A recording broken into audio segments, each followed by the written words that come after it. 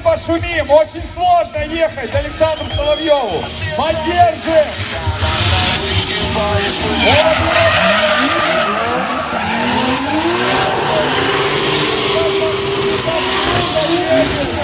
Отсюда едет Ярослав Зенов, да, более медленным Александром Соловьевым.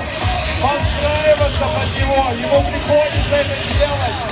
И как хорошо едет сейчас Александр Соловьев. И Зенов повторяет полностью все движения. Аплодисменты обоим